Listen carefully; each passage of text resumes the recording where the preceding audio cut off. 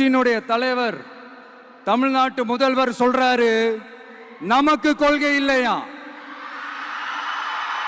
எப்படி? நமக்கு கொள்கை இல்லையா?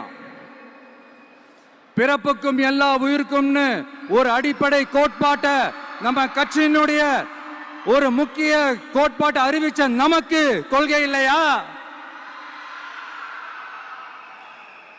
எல்லாருக்கும் எல்லாமும் கிடைக்கணும், சமூக நீதி கிடைக்கணும், அந்த சமூக நீதி உண்மையான சமூக நீதியா இருக்கணும், சாதி வாரி கணக்கெடுப்பு நடத்தணும்னு ரொம்ப ஸ்ட்ராங்கா சொன்ன நமக்கு கொள்கை இல்லையா? CAA அறிவிச்சதுக்கு அப்புறம் அப்ப நம்ம கட்சி ஆரம்பிக்கிறதுக்கு முன்னாடியே எதிர்த்த நமக்கு கொள்கை இல்லையா? வகுப்பு சட்டத்தை எதிர்த்து உச்ச நீதிமன்றத்துக்கு முதல்ல போன நமக்கு கொள்கை இல்லையா?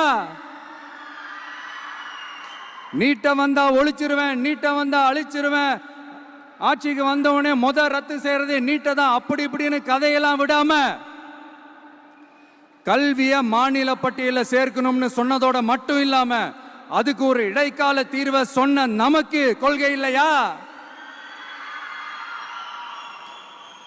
சமத்துவம் சம வாய்ப்புன்னு ரொம்ப ஸ்ட்ராங்கா சொன்ன நமக்கு கொள்கை இல்லையா?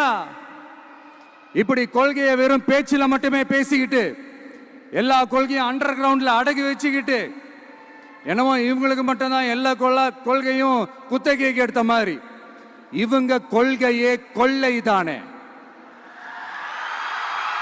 எப்படி? இவங்க கொள்கையே கொள்ளை தானே.